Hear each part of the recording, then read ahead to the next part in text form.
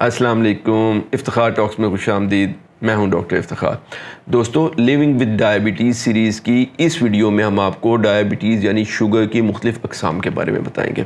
ویسے تو شوگر کی کوئی 50 کے قریب اقسام ہیں، لیکن ان میں سے دو سب سے اہم ہیں، یعنی diabetes type 1 and diabetes type 2۔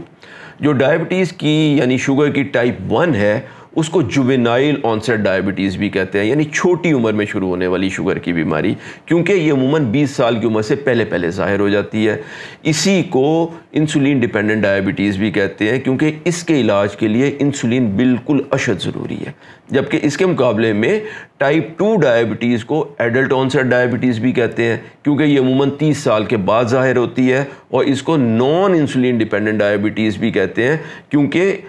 Type 2 diabetes کے اکثر مریضوں کا علاج انسولین کے بغیر گولیوں وغیرہ سے یا احتیاط سے ممکن ہے۔ اچھا، گرچہ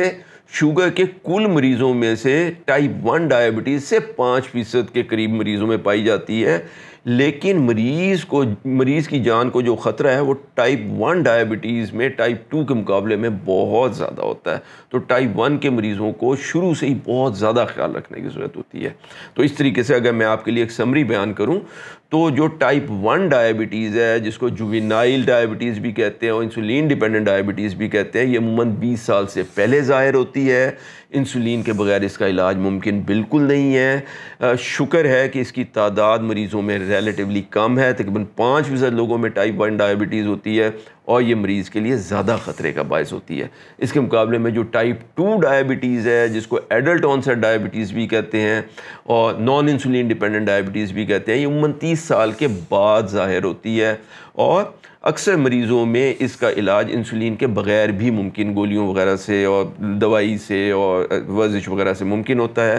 95% کے لگ بھگ مریض جو ہیں وہ ٹائپ 2 ڈائبٹیز سے کا شکار ہوتے ہیں، اور یہ ٹائپ 1 کے مقابلے میں نسبتاً کم خطرناک ہوتی ہے۔ اچھا دوستو، اب ہم آپ کو بتاتے ہیں کہ ٹائپ 1 ڈائبٹیز جو ہے وہ ٹائپ 2 ڈائبٹیز سے کس طریقے سے مختلف ہے۔ محترم ناظرین، جیسا کہ ہم آپ کو لیونگ ود ڈائبٹیز سیریز کی ویڈیو نمبر 2 یعنی انڈرسٹینڈنگ ڈائبٹیز میں بتا چکے ہیں کہ گلوکوز جو کہ جسم کا مین ایندھن ہے، اس کو سیلوں میں داخل ہونے کے لیے گلوکوز گیٹ میں سے گزر کے جانا پڑتا ہے، اور اس گیٹ کے اوپر ایک تالا لگا ہوا ہے، اور یہ تالا صرف انسولین سے کھلتا ہے۔ اور انسولین ہمارے جسم میں لبلبہ یعنی پینکریاز میں موجود خاص سیلز ہوتے ہیں، جن کو بیٹا سیلز کہتے ہیں، وہ پیدا کرتے ہیں۔ اچھا، اب ٹائپ 1 ڈائبٹیز کو سمجھنا بہت آسان ہے،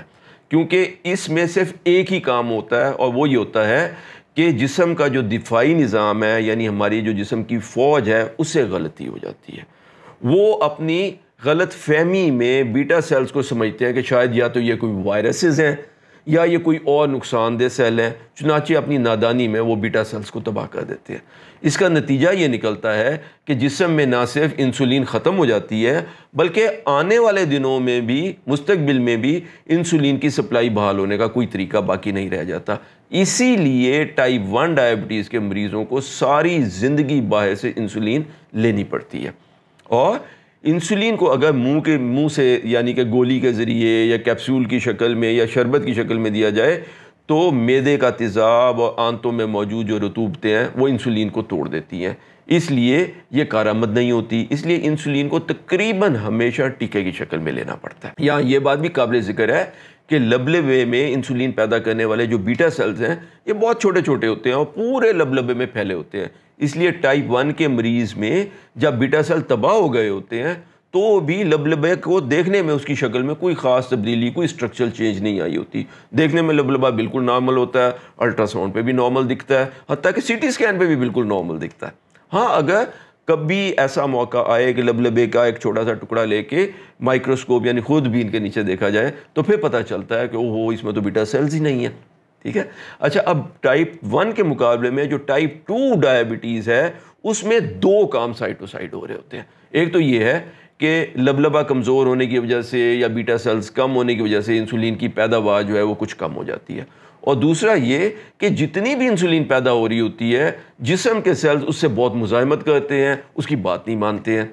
آپ اس کو یوں سمجھ سکتے ہیں کہ سیلز کی دیواروں کے اندر جو گلوکوز والے گیٹ لگے ہوتے ہیں جن کے اوپر ایک تالا لگا ہوتا ہے جو انسولین کی چابی سے کھلتا ہے، ان کو زنگ لگنا شروع ہو جاتا ہے اور آہستہ آہستہ ان میں سے بہت سارے تالے جیم ہونا شروع ہو جاتے ہیں۔ اس لیے انسولین کی درست چابی مہیا ہونے کے باوجود بھی وہ چابی ان تالوں کو کھول نہیں سکتی ہے۔